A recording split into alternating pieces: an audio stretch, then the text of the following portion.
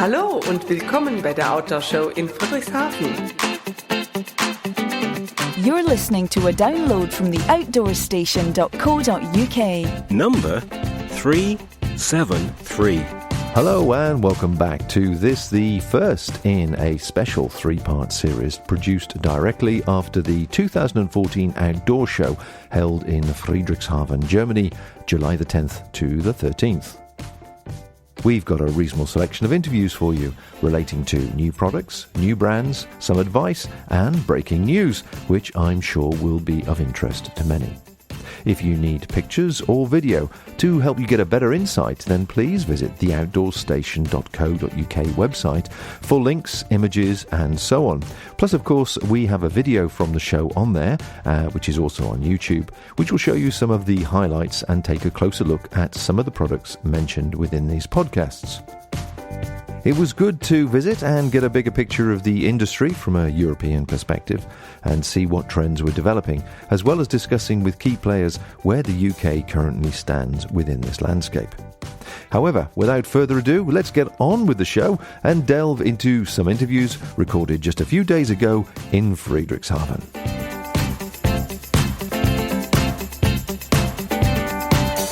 The first interview of the show happened to be with the very familiar face of Tim Butcher, who regular listeners may remember I've spoken to on many occasions over the years when he's been wearing different corporate hats. This time I'm pleased to see he's taken the huge step of wearing his own hat by starting his own company, True Mountain. Now they're manufacturing in the UK a whole range of British-made, bright, functional and individual clothing products. So it's great to see someone flying the flag, and if anyone can pull it off and make an impact in the UK marketplace, I'm sure it'll be Tim. Well, we're at Outdoor in Friedrichshafen and we're here to launch True Mountain, which is our new brand of clothing and potentially in the future other products, where there's a strong emphasis on UK and European sourced materials, but all production in the United Kingdom. So we're looking to kind of rejuvenate garment manufacturing to a degree, a little bit at a time, by making things in the UK. Well, that's a very positive message at the moment with all the doom and gloom that has been passed around the outdoor industry about overseas manufacture.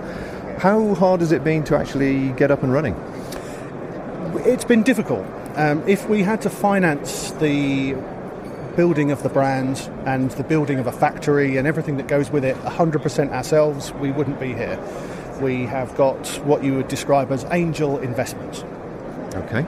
So I presume that's a UK investment as well? It is a UK investment business who specialise in new startups, particularly doing manufacturing. Excellent. Well, that's good news. Now, what about the staff and that sort of thing? Because you're based sort of slightly north in the UK. I presume the skill sets are still there. Are you still finding able to employ young people wanting to get into manufacturing? Well, we're based in Preston, which is in the Ribble Valley, where there's a lot of heritage of garment manufacturing. And we're conscious that a lot of those skills are going to be lost, and we're tapping into them wherever we can. But ultimately, we want to bring young people into manufacturing.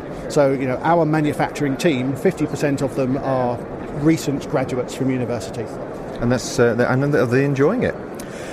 It must be difficult for them coming from university. It's just sort of the real world, isn't it? Yeah, I mean, coming from sort of straight out of education into the kind of the commercial realities of making things is quite a big jump for a lot of people. But there's a definite willingness amongst young people to make things and be proud of what they make, and that's an important part for us. Is that ultimately, when someone makes a garment within our business, they will have to sign it, a bit like when someone makes a car at Bentley. They sign off on it, and you'll be able to track through our website who made your product. That is a lovely touch. I like that, and I think it's great that we're flying the flag from that point of view. So we've talked about the garments. Let's actually, in garment manufacture, let's actually look at a couple of items in detail. What would you like to tell me about? I mean, I'll tell you a little about the windproofs that we're doing. So some of us in the business have worked for other brands that have got a lot of heritage in making windproof jackets. We've looked at it and said, how could we perhaps take it forward a little bit more? So we're using stretch windproof fabric, which is coming from a company in Sweden, and it's being treated with 100% PFC-free DWR, which is another sort of step in the sort of environmentally positive direction that we're looking to take. And then we're then combining that with fabrics that we're buying from the UK, and again, they're being treated with 100% PFC-free DWRs. And then in the construction, we're trying to use some British cues in the design. So things like the waistband of the jackets, there's a kind of a hint at perhaps what people would call the Harrington style jacket, within there, but still keeping the technical performance level there. So we're trying to give it some British signature styling cues, but the technical performance is 100% there. Okay, one thing that some of our listeners have actually commented on and asked us to ask manufacturers as we go around this particular show this year is the choice of colours. Particularly the females sort of slightly object sometimes to everything being pink if it's female. So two questions really. First of all, how do you decide on your colours? And the second question is the production runs that you're doing, presumably as they're custom made, handmade on a short run basis, you're not actually committing yourself to a vast amount of stock in one particular colour. No, as a new startup, one of the biggest costs that we have is fabrics. It's quite easy from some of our suppliers. A minimum run of base layer fabric might be €10,000. So it's, multiply that up across a number of garments and styles, and you can run yourself up a pretty big bill pretty quickly. So actually what we do is we choose a main fabric. So in some of the garments we've been looking at here, a lot of our main fabrics are some tone of grey, but we then marry that up with coloured zips and coloured side panels. When we buy zips, we buy 50 at a time. So we can buy a wide variety of coloured zips. When we buy our side panel fabric, we can buy lots of colours from our manufacturer. Right. On our base layers, we're mixing this merino polyester main fabric with a stretch wicking side fabric. The side fabric is from the UK, from a supplier in Nottingham. And we're able to buy relatively small quantities at a time, and we can choose from 12 colours that are available all the time. So do you think this is going to be a sort of a USP on the site? I think there's a definite element that, unlike a lot of other brands that you'll see at this show, we can react to colour trends very quickly, and we can offer a very, very wide colour selection to our customers quite easily. The first question of that pair, of course, was about the actual choice of colours themselves. Yeah, I mean, you've just alluded that we can go and pay a lot of money for colour trend information if we want it. One of the interesting things for us, and I think what makes us potentially dangerous to a lot of the other brands here, is that the best place to see what the colour trend is for next year is this trade show, because it's being revealed through lots and lots of brands. Yeah. If we see the emerging colour trend and we particularly like it, we can bring it to market in about 2 to 3 weeks. So we can get ahead of the curve with colours. I mean, it happens at the moment that there's a lot of sort of bright neons, sort of 80s retro feel about colour at the moment, and we reflect that in a lot of what we're doing at the moment. But if colour trend was to change, overnight, we could change relatively quickly as well. We're a small, lean, adaptable business. I dragged you away from your products there for a second. We were talking about colours. So, any other items you want to bring to us? Yeah, I think one of the kind of the interesting ones that not many other people are doing, and it will be the first product that we actually put on sale in a couple of weeks' time, is we're taking the stretchy side fabric we use on the base layer, and we're making it into boxer shorts for men and women. So we've got a technical boxer short, close-fitting, stretchy, very comfortable to wear. I'm told from some people that have been wearing them so far, there's a nice kind of lift and squeeze effect that you get from them. So it's a technical product, but we're introducing a lot of colour to it. So it can be fun as well as technical. We've got 5 colours for men, 5 colours for women. But actually, when they're produced in the factory, the people who are making them will actually choose the second colour on the product at random. So there is no specified overall colour profile. Right. There's a main colour, and then whoever happens to be sewing it can choose whatever colour they like to be the contrast. Right. So there's an element of randomness about the colour. But as it's underwear, who cares? Well, it's underwear and sleepwear, I suppose, and also it reflects what sort of weekend they've had, I guess. I guess it does, yeah. The thing about boxers, it's quite interesting. We've had samples from all sorts of different manufacturers that have done boxers, and certainly I've never found a comfortable pair, so I should be looking forward to the crown jewels being protected this time rather than being crunched. Yeah, I think a lot of what's out there on the market tends not to be stretch for base layer boxers. People take their, see things like boxers as a way of just using up spare fabric. And I think it's important to use 100% stretch fabric, and I think that's going to make the difference with these. Fantastic. Now, are you going to sell direct, or are you going through retailers? How are you working the brand? We are predominantly selling through retailers. We have some element, if you will, of direct sales. We'll be working with a company called Mountain Light online, who will be sort of our preferred online retailer. But our reason for coming to shows like this is to find retailers, for the brand. Excellent, Tim. Well, thanks very much indeed. I wish you all the best with the new brand. It's nice to start the show with the first interview with a British company aspiring to keep manufacturing local. Absolutely, and we're really proud that we've been able to open a factory producing technical outdoor clothing, really from starting 100% from scratch. We started our business on the 27th of March this year. We're at the show on the 9th of July, I think it is today, and onwards and upwards from here. We wish you well. Thank you, Bob. Since 2005, over 5 million people have listened to the Outdoors Station audio podcasts, and over 1 million have watched the videos. You can subscribe to the Outdoors Station in numerous ways.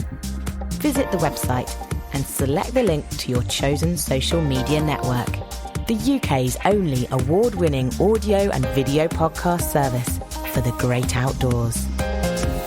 Looking after your outdoor gear, clothing, shelters, general maintenance and emergency repairs are all tasks we will all face at some time or other during our outdoor lives. Certainly, while on a trip, a small amount of insurance in the form of some sealant or a repair patch might make the difference between pleasure or discomfort. One brand synonymous with repair and sealing of such seams and equipment is, of course, Magnet. Mark Gray is from the Technical Advice Department for Magnet Europe. Hello, we're Magnet Europe. We're actually a subsidiary of the American firm Magnet USA, and we deal only in Europe with distributing 49 countries. Primarily we started off with scuba diving, then we moved into outdoor. We do military and hunting and fishing, mainly repair kits and things like that. Okay. So has it always been the repair aspect of those industries you've been looking at?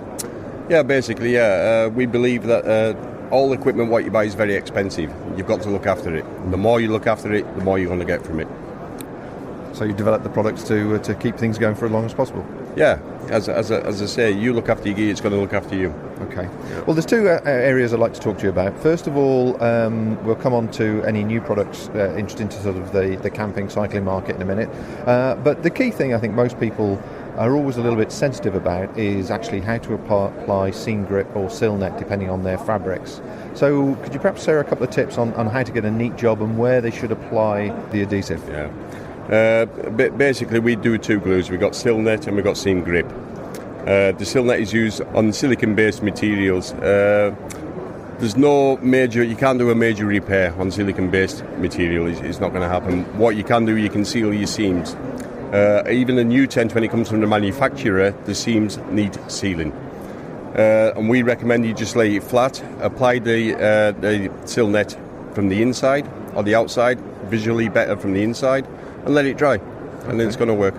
Okay, now I've done it a few times, and like most people, if you do it freehand, it can look a little bit messy, like a slug that's been drinking too much.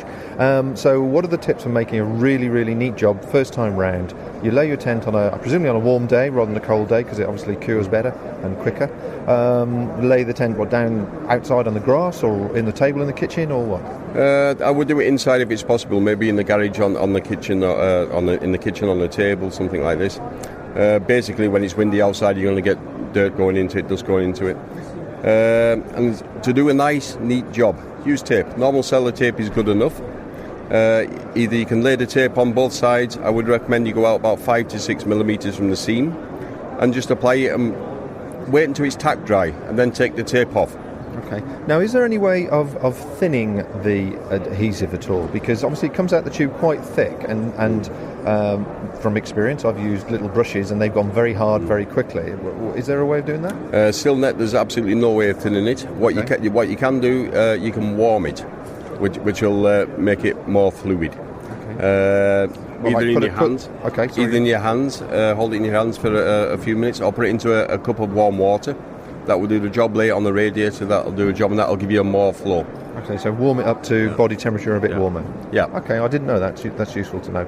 So you apply the tape, apply the adhesive, and then you say when it's sticky. When it's tack dry, yeah. Yeah, tack dry, you can pull it off. And pull the tape. A tip there, we're pulling the tape off, and pull the tape to the direction of the glue. Okay. Oh, not away from the glue, towards the glue. Because then you get this little tiny feathers coming out. Okay. And then how long do you leave it to dry? Depending on the conditions, I would recommend a good 12 hours. Okay. Yeah. So, looking at, tents are all different shapes and sizes, and if you had a perfect square, which nobody does, then obviously it probably wouldn't be too difficult, but allowing for all the curves and the diagonals and the seams and the zips and so on, would you advise people to actually not try and do it all in one go? Yes, I would, definitely, yeah. Lay an area down flat, do what's flat, and when that's dry, carry on. Okay. So let's go on to seam grip then. Now, how does that differ from Silnet? Seam grip is completely different. We use it in all of the materials out of silicon based. It's absolutely amazing glue. Very, very flexible, takes temperatures up and down, no problem. Once it's on there, it's never going to come off. The material around it's going to degrade, and that glue's still going to be there. It's one of the best. Excellent. Well, I think that one's fairly self-explanatory. I think it's definitely the Silnet people were interested in. Now, obviously, tenacious tape has come on the market as well. So, what material does that work with, and where do you see that working? Again, tenacious tape will adhere to nearly any material, but it's not going to stick on silicon-based. It's a very, very good material. It comes in a strip of 50 centimetres. We've also got patches. And we just brought a new product out for repairing mosquito nets, but we can talk about that in a minute. No, well, actually, let's go on to that, because the patches, just briefly, you would use that for ground sheets, PU-coated materials for tarps, but you wouldn't use it on silicon nylon. But you wouldn't use tenacious tape, presumably, on a Gore-Tex or an event jacket? You can do. It's quite possible to use it. You can apply it, it's going to stay there, and you can actually take it off and it's going to leave no residue until you actually do a full repair. So it would work as a temporary repair. Yes. But you've actually got a product for breathable. We have. We've got Gore-Tex, which is a Gore-Tex product, which is obviously better. Yeah. Okay. So let's have a look at the fixing kit then for bug netting, for mozzie nets. So this is when people obviously have pulled a tear or put a hole accidentally, or something's happened and there's a hole in their netting. So just describe the size of it and how to apply it. Yeah, very, very simple thing. Lovely. I go fishing a lot. I've got mosquito nets, and there's nothing worse than when something's buzzing across your ear. So what we got in the kit, you've got a tenacious ring. The ring is roughly around about 7 centimetres. And then inside that you've also got 2 mosquito circles, cut-in circles. And what you do, you take the backing off the ring, lay the circle on it, and apply that to the hole, and the job's finished. Job done. Job done. So the kit consists of 2 rings, 2 adhesive rings, and 2 fine mozzie netting circles. Yeah. And it's literally simply a 2 operation, isn't it? You just peel it off, stick the mozzie material to the ring, and then apply the ring to the hole. Correct. Yeah. It's basically a minute job. Lovely. And I know that a lot of people would be keen to have that in their repair kit. So really, you cover most bases, don't you? You cover, a small pack of this, a small pack of some of the other emergency, because you do the small tubes of Silnet and seam grip, and people are pretty well covered for most repair jobs, whether they're cycling or hiking or fishing. Yes, yeah, as I say, we're into many markets. We've got another product, Aquasure, very, very similar to seam grip. It's a little bit thicker, many uses. It's used for the base of a rucksack, for example, when it's going to abrase and things like that. We've got free sole for all repairs to shoes. If your sole's hanging off, if your panelling's coming off, if your stitching's going, free sole. Yeah, we've got a big range. Take a look on the internet. The Outdoors Station, the UK's only award-winning audio and video podcast service for the great outdoors. Arn packs have appeared over the years on the UK market, but never really made a great impression with large sales. although those who use them have always vouched for their excellent functionality. For those people who aren't aware of the Arn brand or their features, they're basically a split pack, where you carry less on your back and share the balance of the load with front packs, which are attached to the shoulder and hip harness. It's an unusual arrangement, however they're very popular in Australia and the designer's home country of New Zealand, providing an excellent way to carry weight in the form of a large volume of water, which they obviously sometimes need to do in their environment. So once again, it looks like Arn is heading towards the UK shores. Arn packs, we've seen them before. I have to say I'm a cynic and I've never been completely convinced, but I'm prepared to be won over by your charm and technical knowledge. Thanks, Bob. So have you used one? No, I haven't. I haven't. There you go. People eating possum. Arn packs are designed by Arn Tate, who's based in Christchurch in New Zealand, and he is a passionate outdoors person, and he uses and designs the packs. He has a number of unique core features which are across the whole range, whether it be the marathon ultralight packs or the larger carrying capacity packs. These include a system called the U-Flow system, where the shoulder straps, as I'm demonstrating here, glide underneath the base of the pack as you walk, which is a patented system. That reduces dramatically the amount of load on the shoulders and means you can wear lighter weight shell garments because you don't get abrasion issues that you do with other packs, so because that moves with you.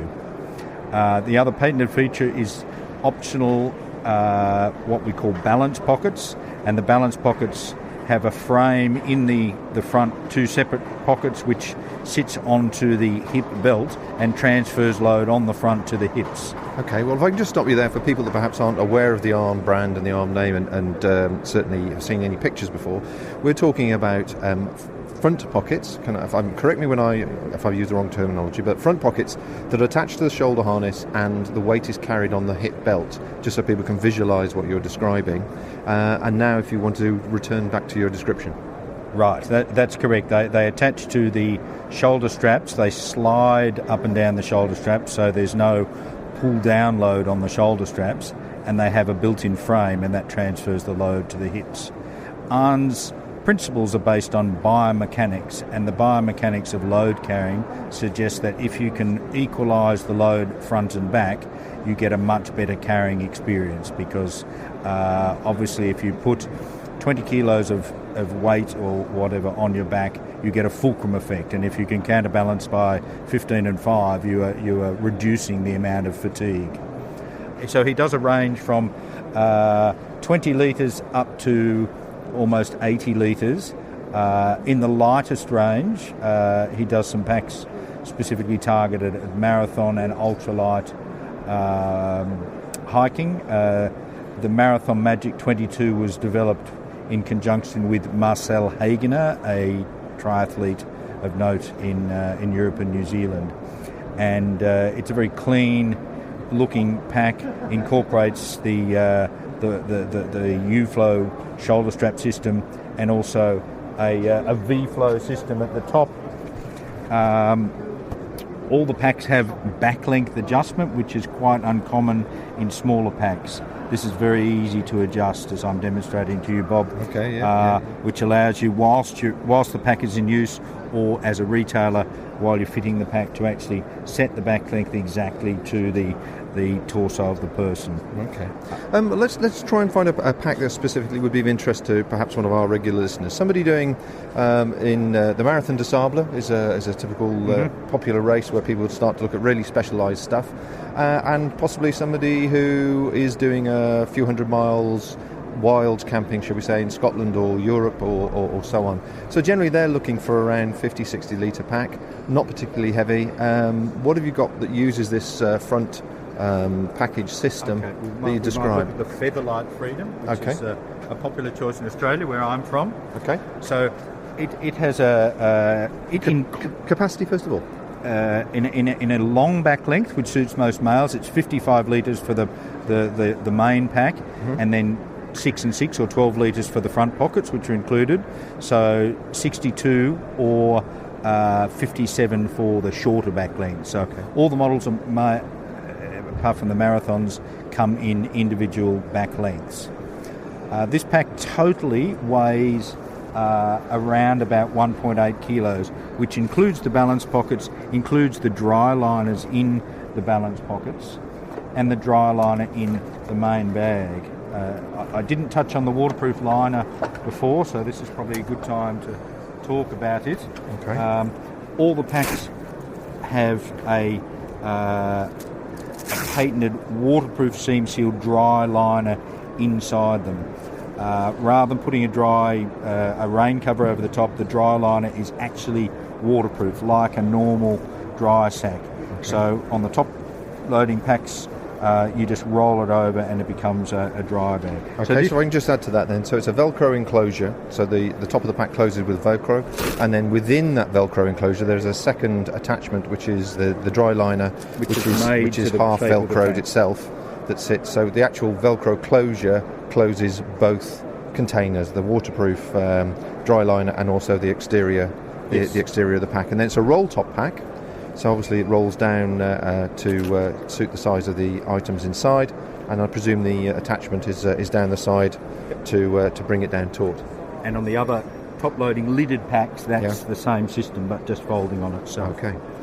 So now, I mean, just explain to me the front carry system, because the cynic in me, when I've looked at these packs, considers, okay, well, typical weather like we've got here, in fact, rain and overcast, I'm wearing my waterproof, I've just spent £400 or £500 on a really top quality waterproof. Obviously I'm carrying something on my back which is preventing breathability, and my concern would be the carrying 12 litres on the front would also reduce down the breathability of the jacket.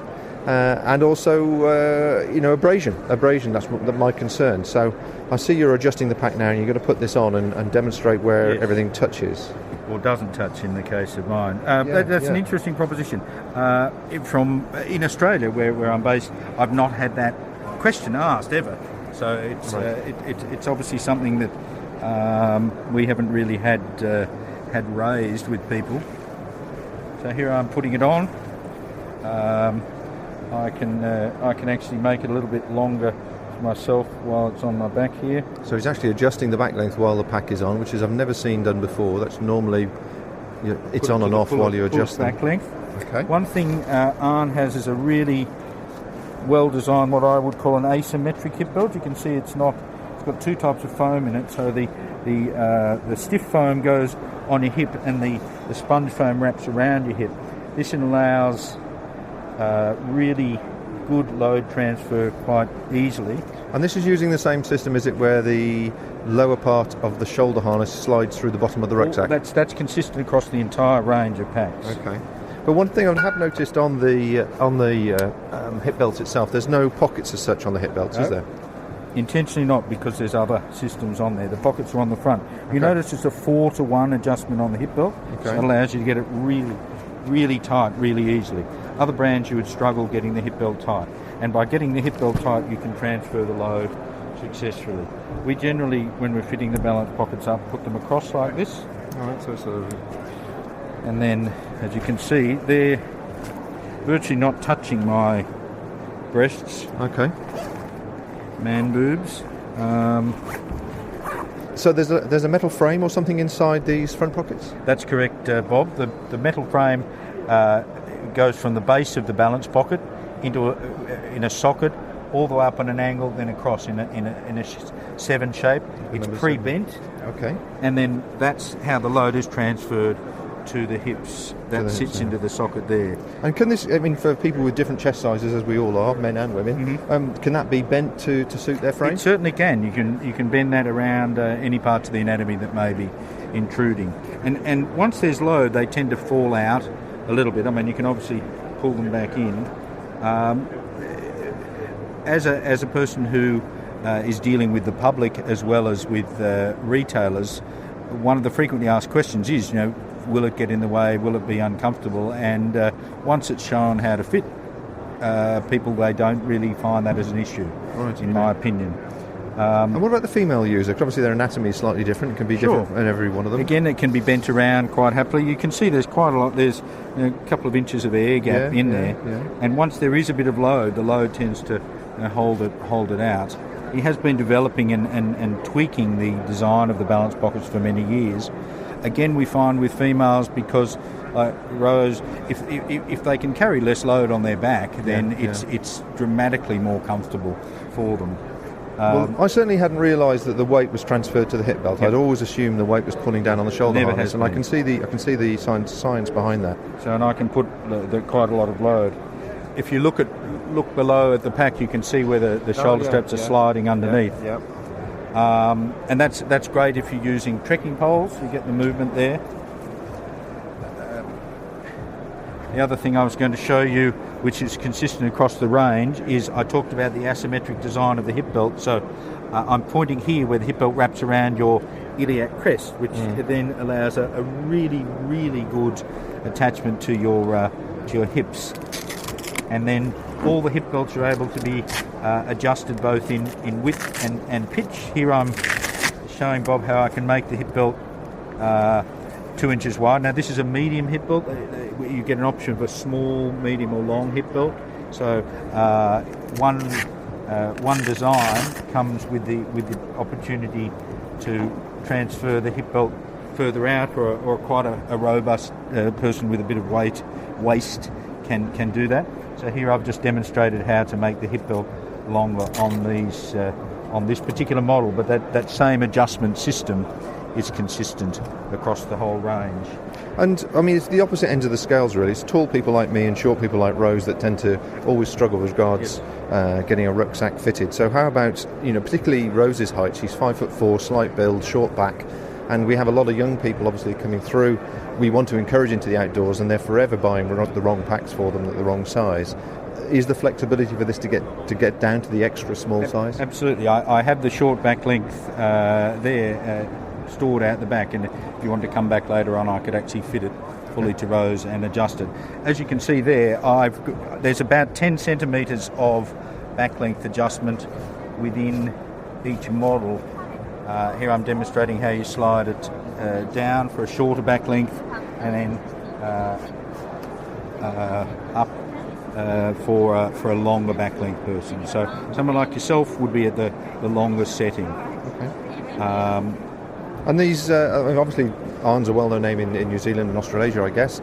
How are you finding the interest growing in the European market? Well, it is certainly growing. We now have a distributor, and this is our second year after a break of 5 years at Outdoor. So we've signed up a number of retailers. It takes a while because there are many established brands in Europe, but I think once people put a pack on and they realise the comfort and the load carrying ability, then I believe that they are converted.